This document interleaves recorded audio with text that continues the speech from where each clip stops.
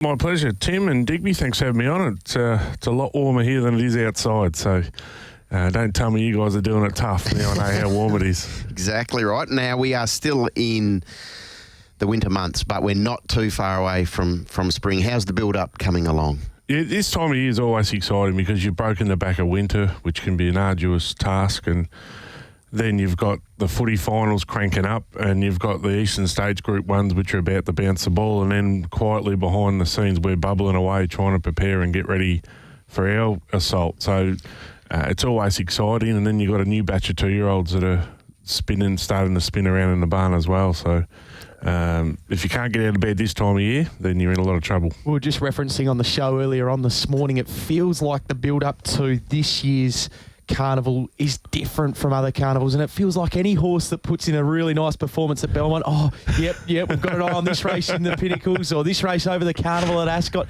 Is there a different feel to it this year? I suppose with the increased prize money, and then you throw in like a Placid Arc, you've got to rejig your training because everyone was one-dimensional. You know, you punch onto a champion fillies or a guineas, but now you've got an option to swing back. So like a classic case for me is I had a horse yesterday, Rupert's Empire, and he's a beauty. And he'll have a little break now and come back, and I'll aim him up at a Placid Arc. And he was, still got to get his rating up to get in there, but he's got the ability to get there. Whereas traditionally, like It's a Ray Day 12 months earlier, he would have been the perfect Placid Arc horse. But you got $500,000 guineas race, but now you got that option. So for your 3-year-olds, everyone that's got a nice 3-year-old right now is sort of bunking them away because you got to, you can go left or right. I'd suggest many people are wondering how Amelia's Jewel is tracking because we saw what she did in the autumn. She was dominant in the Karakata Plate. It's a race that you've won previously. You know what it takes to have a good 2-year-old end or 3-year-old. How is she? Where is she at in her 3-year-old training campaign? She's back with us now. She came to us, so Kelly hasn't slept since she's arrived, so she'll be a nervous wreck by the end of the carnival. She rides every bump and I just float through. So I've probably got the luxury where I've got other things I need to be doing as well. I mean, obviously she gets, looked after and stuff, but I've got 28 other horses I've got to keep my eye on and work, whereas Kelly stresses and fusses over one. So to answer your question, she's back and she looks great, and she did some evens this morning. She starts galloping next week. So physically she looks stronger. Her coach starting to swing in the right direction.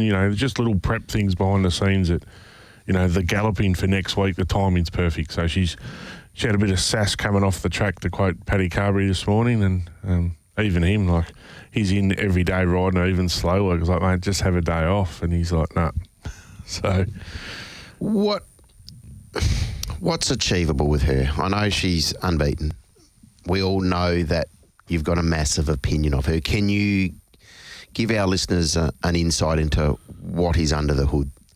Yeah, well, a V8. What's achievable? I suppose the first thing I've got to do is hone in on what's her strength. Like her distance-wise, I've got no idea because she speed through every piece of work you do at home. She just makes it look easy, yet she's breaking the clock, but she's spearing through the line. Bred to get a mile. Does she get a mile? Is it too good to be true? We'll wait and see. But as soon as I think the Burgess Queen will probably paint a really good picture, 1400. I'd be staggered if she couldn't get a mile with how easy she won the Karakata. And, you can put her forward, back. She's just so responsive, great brain. But what's achievable? The main task this time is the Northerly. The 3-year-olds get in well at the weights, and then you peg a Group 1 next to her name. So that's our goal. Whether she gets that trip remains to be seen, but you've got to head that way. We speak about it quite often, how it's tough for the fillies over the course of the carnival. It's really a program where we find out who the ones that are tough are. I call it the Big Bash series every year, and it is. Well, the Belgravia, a week and a half to Melbourne Cup Day for the Burgess Queen, and then a week and a half to the champion fillies. Is she one that could do all of those and then go to a Kingston Town, or would you have to tap her out of the champion fillies for a Guineas or vice versa? Good question. I suppose it's like any filly you got to just read the play after each run, and you'd love to do it all.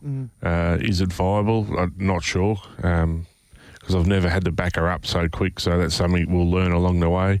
If she's had easy runs and picking them up and putting them down, you could make a case why not.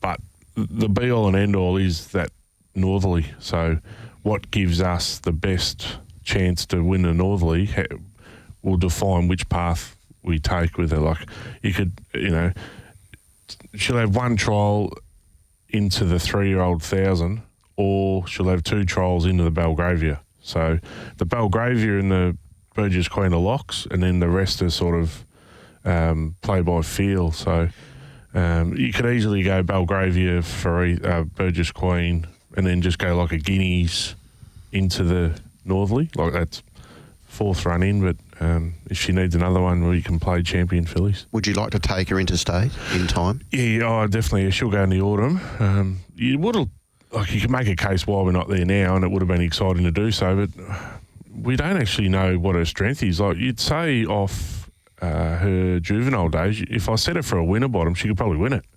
So, but she might be better at a mile. So, the fact that you've elected to stay home means that she's probably had a perfect break in terms of, yes, she's had to encounter some pretty dreary weather down south, but ultimately she's had that good spell. Yeah, she has. She had a long spell, and I was content with giving her a really good spell purely because I know that this will be a big carnival for her, but then she won't have long out before she's got to back up and go to the autumn, because when the Melbourne or the Sydney horses are out having a break, we're sort of just kicking along in our carnival. So I thought, well, I'll go her a kiss and a cuddle on the way out after the Karakata and said, enjoy your break, because this will be the last long one you get.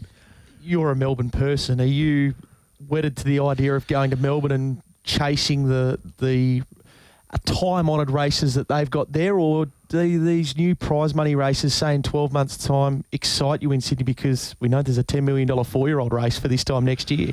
Yeah, I mean, you chase the dollars. If she's nailed the Northerly, she's got the Group 1 next to her name, so then you can just chase dollars. But I suppose the be-all and end-all for me is I've got to jag a real big one for Walshy and Amelia Park, so then it just adds so much value, down the food chain. But once we get through this carnival and we know what her likes, pet distances are, then we'll hone in. But gee, it's hard not to look at those big dollar races and go, right, we'll swing there. Exactly right. Just on what you say with Peter Walsh there, Amelia Park, sponsors of the Karakata Plate, we know that. Does it feel like a little weight is off the shoulders, though, having got the Karakata in the bank already? Yeah, for me it does. Yeah, I'm actually really going to enjoy this carnival with her. I don't feel the pressure with her.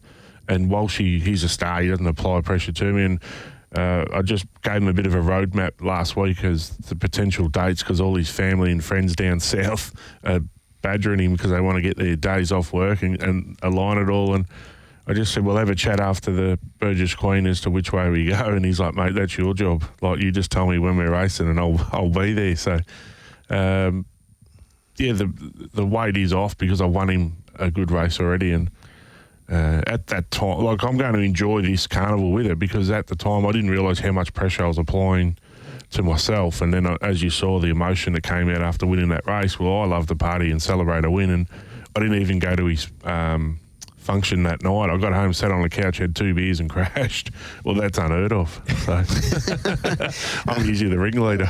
Oh, yes, you are. Now, you mentioned the Winterbottom Stakes earlier, and it would seem from the outside looking in that you've got a pretty strong hand to play, or certainly some horses who you can aim up at that Group 1. Yeah, we've got good representation from the sprinting point of view. So the one that I'm really looking forward to is Miss Conteki. She's an absolute ripper. And when she's on song, wow, she's got an explosive turn of foot, and she loves the trip. She loves Ascot. She's one that will, she'll do the Crawford, Prince of Wales, Colonel Reeves into the Winterbottom. So she's probably our ace. Then it's a Ray Day. His winter carnival was good. He just failed to put them away in a couple, and it's probably been a bit harsh but he's carrying weight and he was a 3-year-old. But I'll play around with blinkers with him, which I never thought I'd do, just so he can pick him up and put him down. And so he'll kick off in, now, what are they doing with all these names now? They got me confused. No, the Blackout Bar. Okay. Yep, he'll go there and then probably progress through to a Crawford, Prince of Wales. He's a horse you've got a really big opinion of. Yeah, he's a weapon. He's a dead set machine. So when he figures the game out, I think it's a bit like that Rupert's Empire yesterday. Those winning he is a very similar horse to It's a Ray Day. They got engines, but they lack the skill set. And I think blinkers with It's a Ray Day will definitely help him. Like, he got to the front and floated a few times this prep. And I think a set of shades will help him spear through the line. So looking forward to playing around with him behind the scenes before that race and shade him up. So that'll be grand final day, you'll see him. Okay, all right, so the Blackout Bar Stakes is a kick-off point. There's been talk from a couple of commentators on this program as well and on Sunday mornings talking about It's a Ray Day, just wondering whether he is as good as what you say that he is a weapon there. Does that annoy you, or does that just make you even hungry to show, right, I really want to get this right and show everyone just how good of a weapon he is? Yeah, to be fair, I don't listen to the program. No, like the aftermath and previews, reviews, I just block it all out. I just hone in on my horses, and then you don't get angry or upset. And at the end of the day, it's only an opinion, and everyone's got an opinion. So it's like form students and stuff. Like, they think this horse can win, and sometimes they're right, sometimes they're wrong. What about Amacinus? Where is she at? Yeah, she's back now, so she'll play the Sprint Series along to the Winterbottom, and if it looks like there's a couple of big guns that are probably just overpowering her, then I can switch her to the Fillies and Mare Series as well. So I've got a little backup for her, but she'll do the Crawford, Prince of Wales and Colonel Reeves as well, and I've got a few going that way that will sort them out. And with her, the luxury is if she's just a peg short, I can flip her over to the Jungle Dawn, Jungle Mist. Will you have pretty strong representation in the Jungle Dawn, Jungle Mist, maybe even the Starstruck, the Latrice, in terms of a horse like a Ginger Flyer? She's the perfect one to go there. She's just a beauty, isn't she?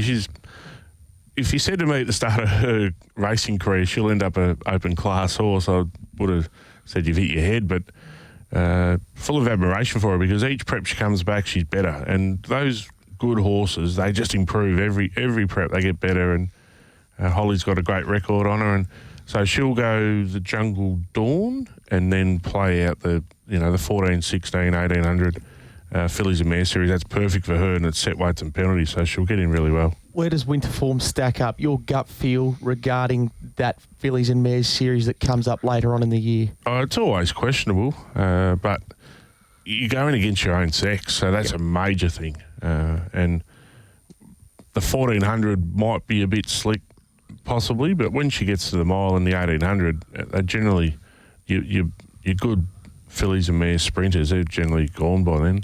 Like Angelic Miss last year, she won the first two, and then I took her to a mile just to have a look. Well, she doesn't get it. Yeah. Whereas, this filly will get it, so she'll come into her own.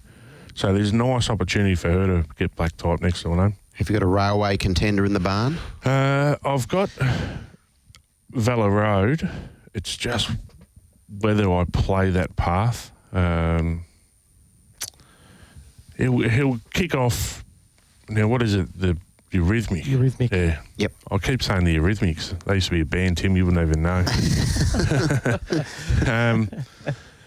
He'll go there, then the Lustia, and then I've got to look at that. His 1400's his niche. So, obviously, the Gold Rush. Yeah. I'm getting all these names all right today, so I'm proud of myself. So, I'll go the Gold Rush, and what best gets me to the Gold Rush? Is it giving him a gut buster in the railway where he'll get weight, or do you just spin him around in a carbine club, even though the money's not there, and just profile him perfect for that? I'll just see how he's going at the time. I may have a little railway sneaky horse anyway, but he's having a run over East, and if he comes over, he comes over. Okay. So he's Group 1 placed. All right, no worries. You don't want to tell us his name? No, not yet. No, but we'll just wait and see. All right, We'll no do some worries. homework. We'll do some homework. Yeah, exactly. But it's still a lot of water under the bridge. But, Okay. Yeah, we'll see. Now, talking about the fillies and mares, if we can just backtrack to that. Zafira? Yeah, she's a beauty, isn't she? Yeah, she did a wonderful job throughout the winter. How is she tracking, and what is she likely to be aimed up at? Good question. I don't know which way I'll go with her. We'll just let her sort of have a bit of fun in some ratings races and then see where we end up. I think the big races will come around too quick for her. Like, she's still very raw. The soft option would be the Fillies and Mares series. But she'll have a couple of runs prior to that, and then we can sort of figure out which way we go. But the Fillies and Mares series is a nice little backup for her, but I haven't got lofty ambitions because I think she's 12 months away. But she's a ripper, and we'll just huge stride on her and a huge engine. Got to thank Joey Byrne there too. Simon Miller He gave me the horse. Simon Miller is with us in the studio this morning. If we can rewind to last year, so Kingston Town, as it was back then, the Kingston Town Classic Day, you cleaned up with the other three features, Liwa, Valor Road and Angelic Miss in the 1400-metre mares race. Was that as good a day as you've had from a black type point of view across the board? Not obviously you've won Group 2 races, but across the board, what you were able to do last year, is that a high point for you? Yeah, bloody oath for myself and the stable and the staff and owners, and it's like that.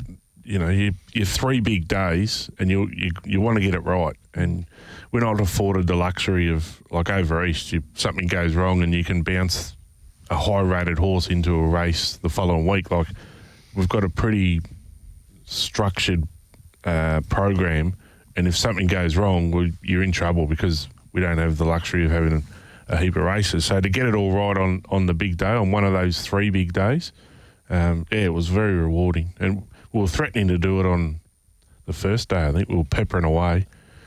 We had a brilliant carnival, and just proud of the whole team behind us that got us to where we did.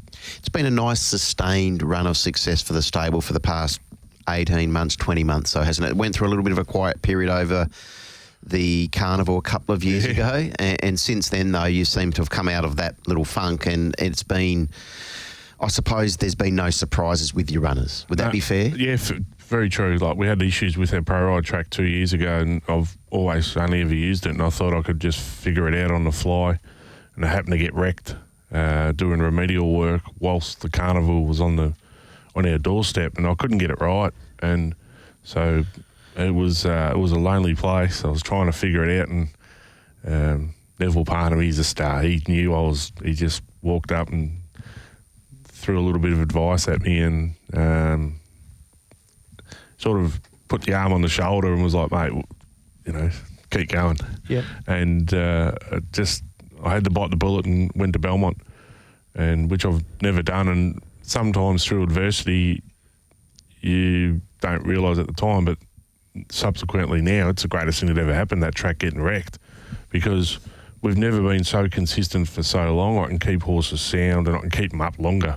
And what you see, you can generally, from a punting point of view, they can take on trust that horse will turn up again in a fortnight's time and replicate what it did previously. So, it's brilliant. And I think the Triple A to Belmont, getting them on the grass, and I'm sure the curators hate me for promoting that because there's a lot more horses that go there now. Yeah. So looking back, maybe the carnival that you had to have in order to get the success that you got last year, and what looks to be now just a team that's ready to really launch into this year's carnival. Yeah, well, Tim, to be fair, our depth, that's probably what I'm so proud of. Like, one goes out and one comes in, and like we're discussing my horses or our horses now, and there's still like hardly ever how's the Serenity, Pans Down, Angelic Miss, Lexington City, Above the Peg.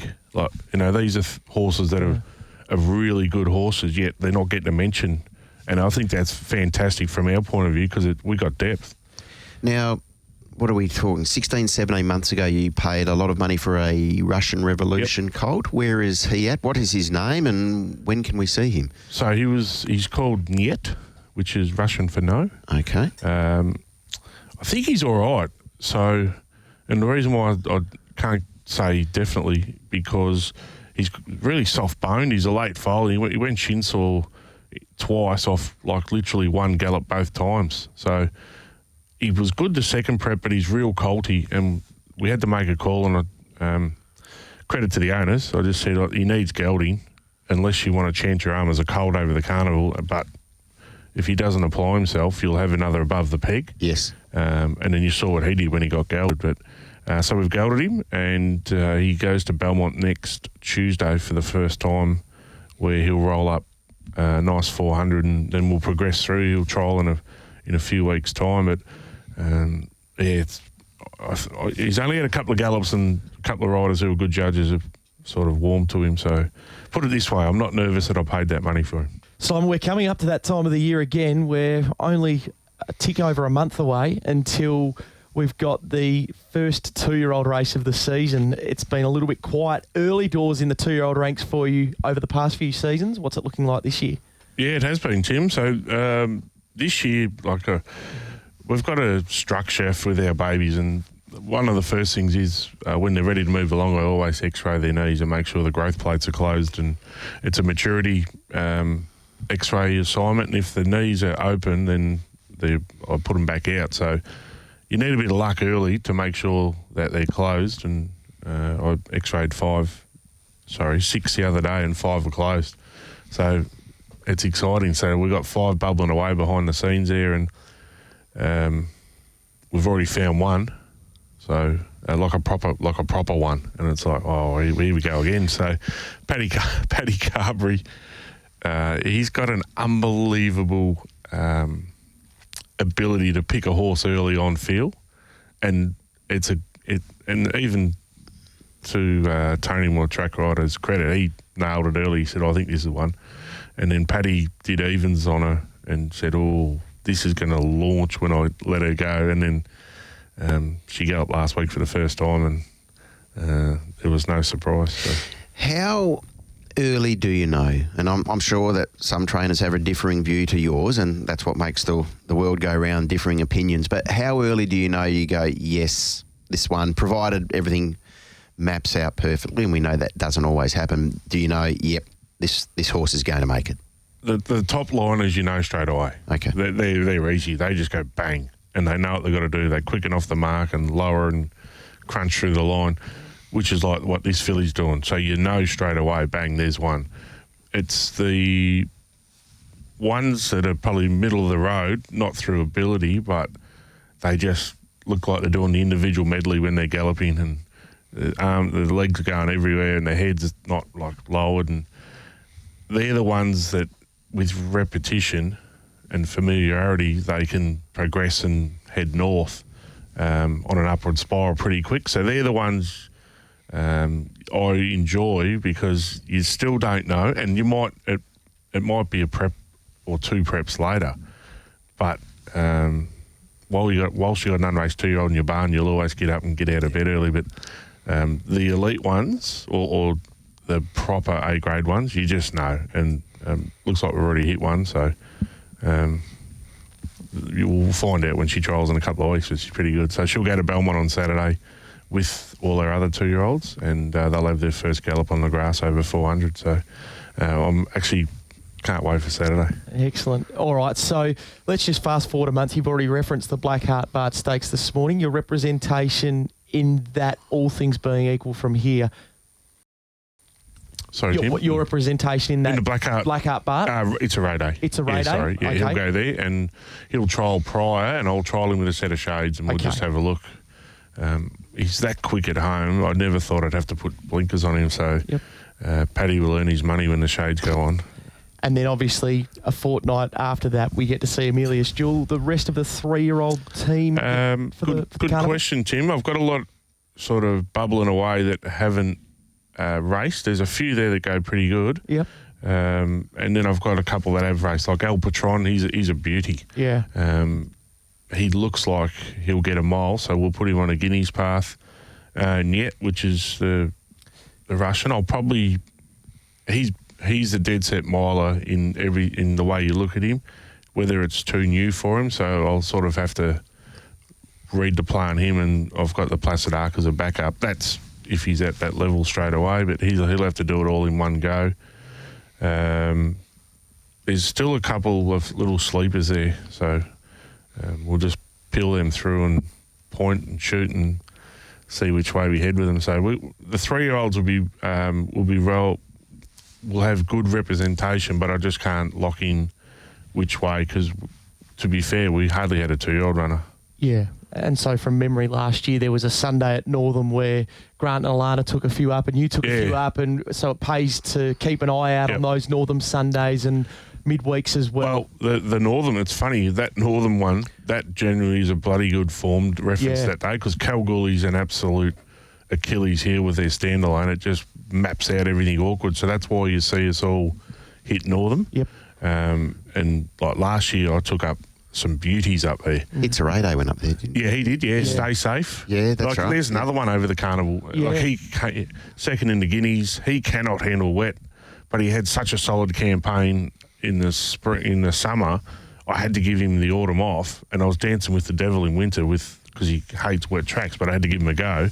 So he had a couple of runs. He's back out, but he's back in now. So where does he end up over the carnival? So yeah, but then to get back to Northam, it's a beauty, that meeting. Yeah, yep. There's just a couple of hidden gems that keep an eye on them.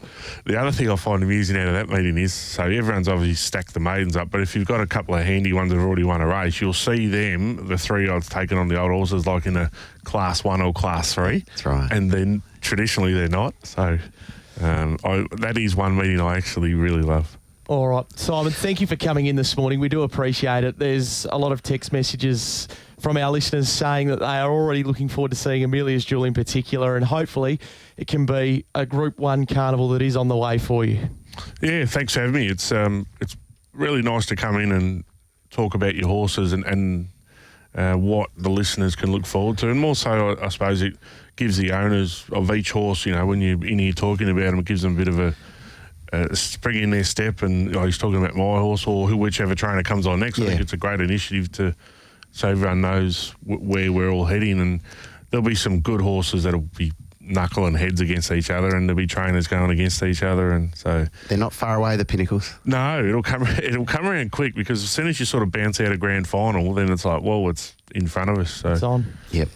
Thanks for coming in. My pleasure. Thank you. Thanks, Tim. Thanks, Digby. Good luck. There is Simon Miller, our first trainer in studio segment. Over the course of the next 5 or 6 weeks, we will have more of our trainers that are going to play a big part in the Pinnacles.